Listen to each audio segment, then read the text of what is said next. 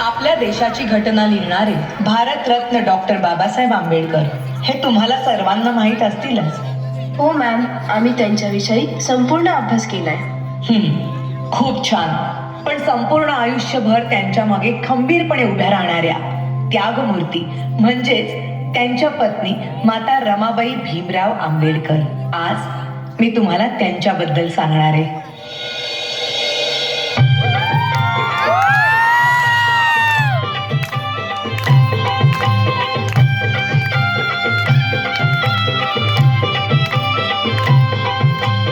वयाच्या 7व्याच वर्षी त्यांच्या आई वडिलांचं निधन झालं आणि घराची सर्व जबाबदारी त्यांच्या अंगावर पडली.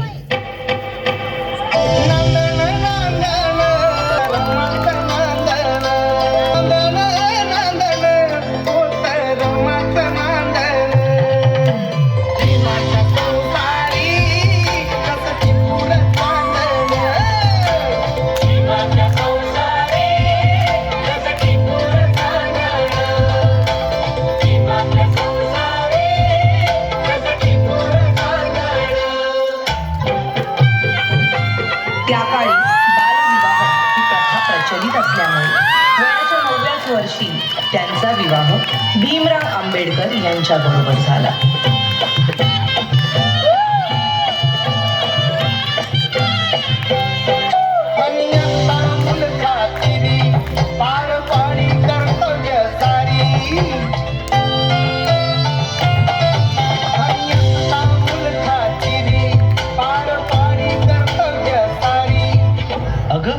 हे काय केलंस? एखाद्या वेळेस तू माझी काळजी घेतली नाहीस तरी चालेल, पण ह्या पुस्तकांची काळजी तुला घेतलीच पाहिजे. मला माफ करा. जर तू शिकली असतीस तर तुला ह्या पुस्तकांचं मोल कळलं असतं. आणि त्यानंतर बाबासाहेब आंबेडकरांच्या सांगण्यावरून रमाबाईंनी शिक्षण घेण्यास सुरुवात केली.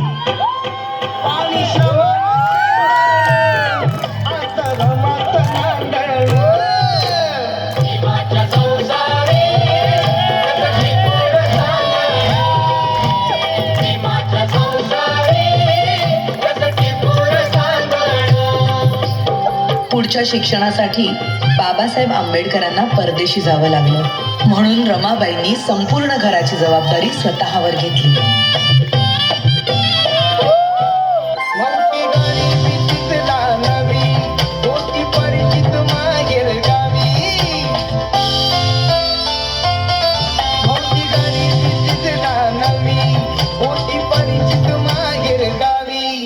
बॅरिस्टरची बायको शेण गोळा करते म्हणून लोक नावं ठेवतील या भीतीने रमाबाई रात्रीच्या काळोखात गौऱ्या थापायच्या आणि पहाट व्हायच्या आधी घरी निघून जायच्या.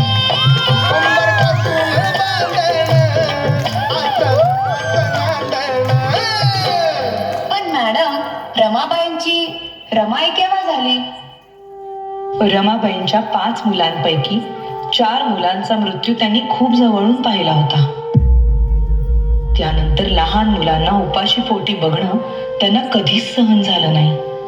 अशाच एका वेळी भुकेल्या मुलांची दशा पाहुनी बांगड्या सोन्याच्या रमाईने दिल्या काढून आणि त्या दिवसानंतर सगळी मुलं रमाबाईंना रमाई बोलू लागली.